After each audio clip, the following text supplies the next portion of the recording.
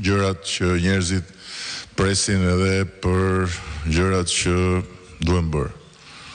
Por keni parasysh që norma mesatare ose më saktë minimale e ndërtimit të infrastrukturës në Europë, dhe nuk flas për vendet vogla, flas për Gjermaninë, flas për Francën, flas për Britaninë e Madhe, flas për fuqitë e mëdha të Europës në ndërtimin e infrastrukturës është 7 deri në 9 vjet. Ka projekte të cilat janë bërë të njohura për faktin se kanë marrë edhe 25 e 30 vjet. Por dihet botërisht që nga vendosja, nga marrja e vendimit për të ndërtuar një copë infrastrukture tek përgatitja e gjithë fazave për të angazhuar pastaj forcat për një projekt tek përfundimi i projektit, nëse gjithçka shkon më së miri, dhe normalisht në ato vende gjithçka shkon më së miri, se ata mos e harroni nuk kanë probleme buxheti, është 4 vjet.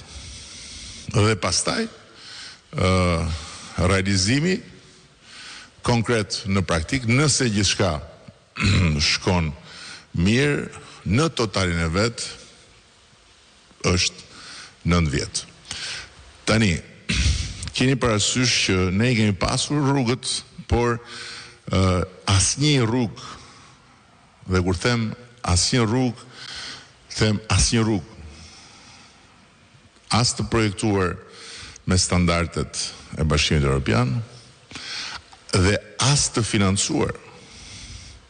Duket si absurde, por të gjitha rrugët që për cilat është bërë një propagandë e madhe kanë qenë inaugurime dhe tendera të pafinancuar. Pra, nëse një aks, po themi, kushton 30 milion euro, është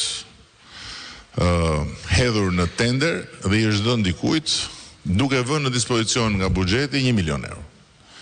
Dhe të tjerat kismet. Fillojmë. Dhe kjo ka qenë arsyeja që e para, në mandatin e parë, ne nuk kishim asnjë mundësi të bënim asgjë tjetër përveç se të paguanim borxhe, sepse kompanive ju tha ecni se ja u kemi, kompanitë ecën dhe në momentin e caktuar ndaluan se s'kishin më fuqi. Dhe praktikisht ishin të gjitha me motorët fikur dhe në prag të kolapsit se nuk paguanin dot më punëtorët. Shifra totale e borxhit, ku nuk janë vetëm rrugët, por totale e borxhit ndaj kompanive në mandatin e parë, kur ne kemi marrë detyrën, ka qenë 700 milion.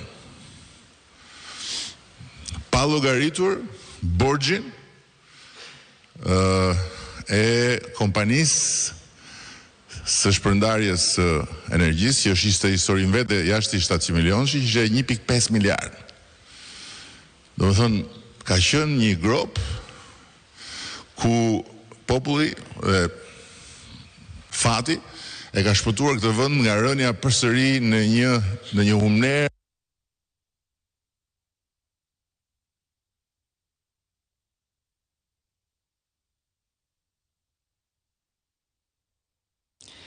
Po jemi duke ndjekur duke si ka i problem atje me lidhjen e internetit nga transmetimi këtij aktiviteti për planet për infrastrukturën në 4 vitet e ardhshme, një aktivitet pra në kuadrin e fushatës elektorale ku merr pjesë kryetari i Partisë Socialiste dhe kryeministri Edi Rama. Sot është rruga e Tirana-Elbasan. Nga këto që janë këtu, është rruga Tirana-Elbasan, e cila, dëgjoni këtë, ka kushtuar 3 fishin e tenderit. Sepse ishte një rrugë absurde, pa projekt geologjik, fare, zero. Filluan rëshqitë dhe filloi një histori e tmerrshme me kompaninë që e kishte marrë, kompaninë ndërkombëtare, dhe në mënyrë të vazhdueshme ushtua kostoja e asaj maskarade aty.